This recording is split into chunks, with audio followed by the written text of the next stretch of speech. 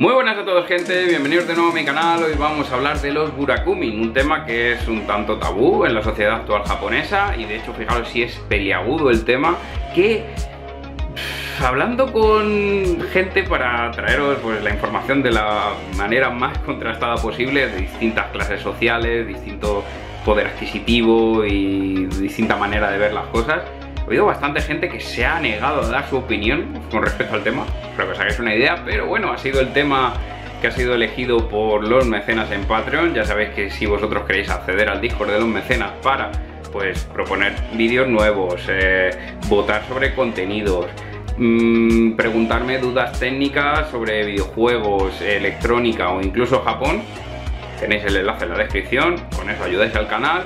Y nada, sin más dilación, os dejo con el vídeo. Burakumi, ¡comenzamos!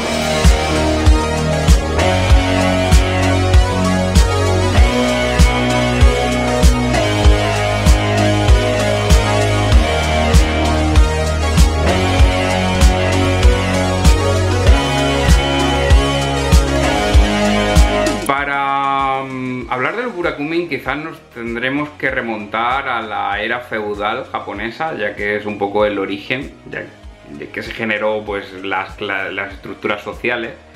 Y de hecho un ejemplo lo tenéis con la estructura social de la era Tokugawa, en la cual la cúspide de la pirámide pues estaba el emperador, luego los nobles, shogunes, daimios, pero lo que es la base de la pirámide, lo más importante, en la cúspide de, bueno, la mitad de la pirámide estarían los samuráis, y luego pues ya iría, digamos, un gran grueso de la población, como era pues el tema de los granjeros. Por debajo de ellos, aunque no lo creáis, iban los ingenieros, pues el tema de fábricas y demás, y luego abajo ya los comerciantes, mercaderes y todo eso. Habrá gente que diga, bueno, ¿cómo es esto si en otras estructuras sociales la clase más baja era precisamente todo el tema de granjeros? Pese a que esa clase no tuviera muchos recursos económicos, sí que es cierto que convenía tenerlos alegres, ya que, bueno, y tenerlos en estima más bien, ya que pues era la gran parte de la población y, bueno, pues eran los que producían la comida para el resto de la población. Así que, bueno, se les tenía en estima, pero esto generaba que otras clases sociales los mirasen con recelo y empezasen a discriminarles. Y discriminarles pues llamándoles como de otra forma. Un ejemplo lo tenéis con la palabra más conocida, que es eta, que se compone del kanji de kegare, que es sucio, y el kanji de ta, que es muy, o sea, muy sucio, eta. También terminologías que se utilizaban pues para referirse a alguien que no tenía pues, recursos económicos, por ejemplo no se podía permitir comer carne, y se tenía que conformar con los órganos de los animales, y también se les conocía como los comedores de órganos. Hasta tal punto de que se hizo también otro término para referirse al burakumin por la época, que era hini, que a fin de cuentas es la composición de dos kanjis, que es el de kanji pues para negar que alguien es una persona, que no es una persona, que no es humano. Fijaros hasta qué punto era la discriminación, que no se consideraba a esa gente ni siquiera humana. En otras sociedades ya sé que eso también se ha visto con otras etnias o otras clases sociales, pero bueno, en el caso de Japón con los burakumin fue así. Cuando Japón avanzó a la restauración Meiji, que ya pues empezaba a abolir todo el tema de shogunatos y todo eso, sí que es cierto que para no darle una connotación tan peyorativa a lo que es esos términos, se intentó instaurar un término un poco más elegante, aunque había gente que seguía utilizando otros términos como nuevo seta y demás. Pues había que, por ejemplo, el shin heimin, que se podría considerar las nuevas personas normales o los nuevos ciudadanos, pero aún así era separándolos de la población, vamos a decirlo, normal, entre comillas.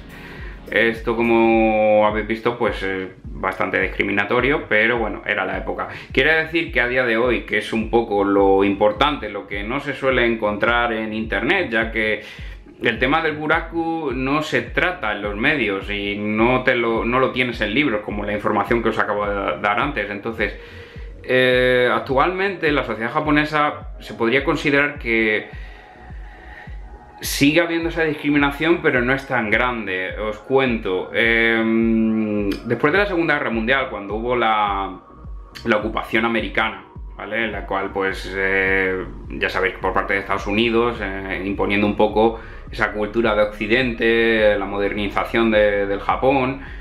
Sí que es cierto que algunos valores se instauraron, pero tampoco, ¿sabes? Tampoco hubo mucha influencia.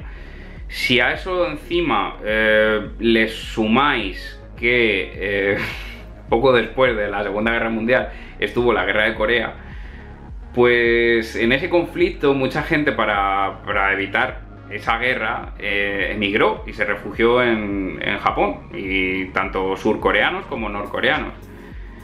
Esa gente, pues al venir de manera por lo general ilegal, pues empezaron a ser, pues básicamente, estructura social más baja, inmigrantes ilegales, y se empezó a mezclar un poco con los burakumi, ¿no? Que estigma burakumi. De hecho, mucha gente adoptó nombres japoneses, y aunque hablasen japonés y todo eso, sus orígenes eran coreanos. De ahí viene un poco también lo que os comenté en el vídeo que tenéis aquí arriba a la derecha, que lo podéis clicar, si de hecho os lo recomiendo, para desglosar un poco el tema sobre el racismo en Japón y por qué se podría considerar que Japón es especialmente racista con, bueno, los japoneses en general, no todos, pero son especialmente racistas con los coreanos y todo el tema de conflictos que se están teniendo y todo eso.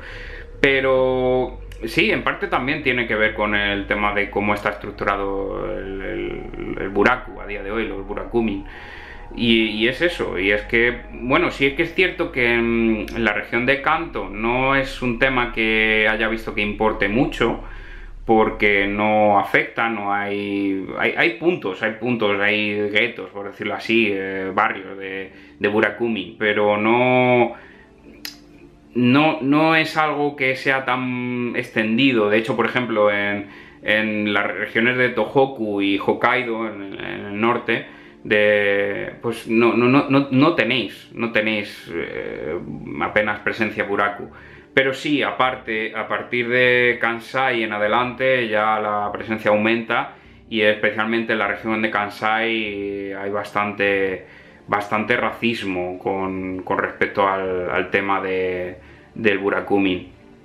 Hasta tal punto que, por ejemplo, si tú conoces a una persona y descubres después que proviene de una familia burakumin, y se van a casar o lo que sea, hay gente que se niega a casarse. Luego también tienen mucha dificultad a la hora de encontrar empleo, porque las empresas, según vean a lo mejor los apellidos o incluso la zona en la que vivas, te pueden asociar, no siendo extranjero, como es el caso de los extranjeros, que yo me refiero a, pues, gente que tiene a lo mejor apellido japonés, pero empiezan a mirar el historial y dicen, uy, este origen burakumi no, lo tachamos, lo dejamos fuera. Pero es una práctica que a día de hoy, de hecho, es ilegal en Japón. Lo que pasa es que, bueno, pues se encuentran fuentes, gente que también tiene ideales muy chapados a la antigua y siguen con ese tono discriminatorio. Pues sí, tienen esas prácticas, y claro, si no puedes acceder a un empleo normal, ¿qué terminas haciendo? Pues empleos que no quiere nadie, ¿no? Empleo de limpieza, basuras y todo eso. Vamos, no son empleos que a lo mejor sean más vocacionales en la sociedad japonesa. No quiero decir que sean peores, ni mucho menos.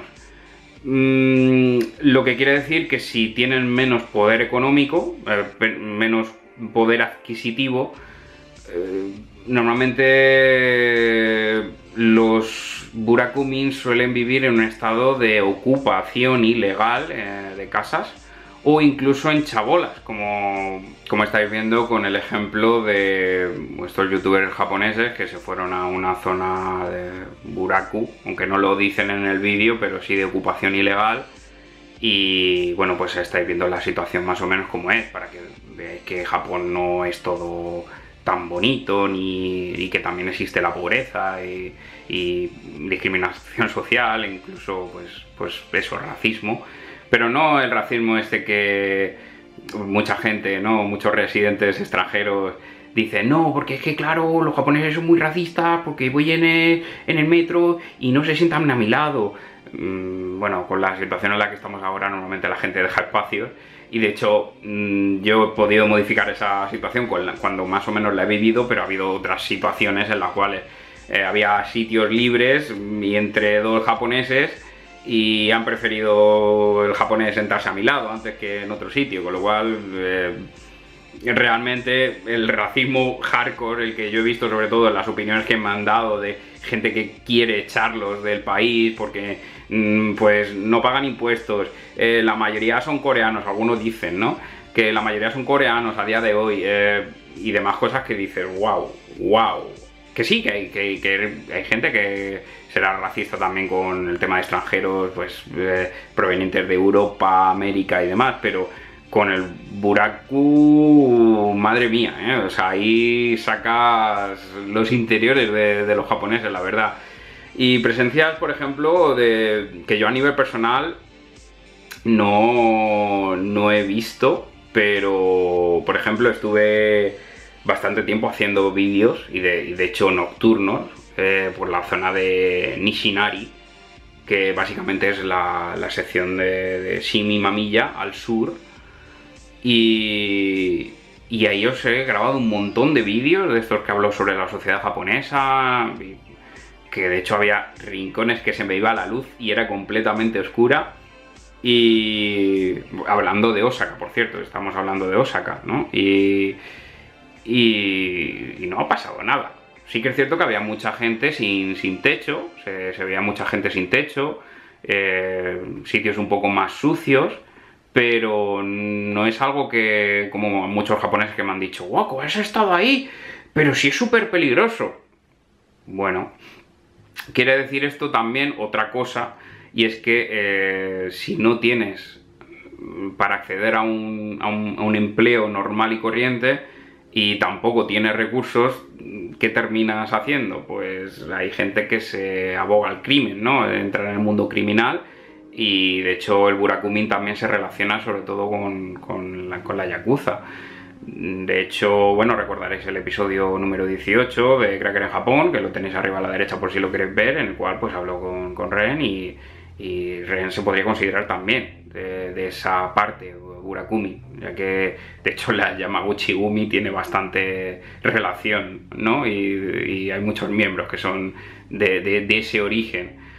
Pero, ¿esto qué quiere decir? Que, por ejemplo, sin ir más lejos, esta semana en la zona de Shimobyo, en Kioto, se ha encontrado a una mujer de 24 años muerta en su piso con 10 puñaladas.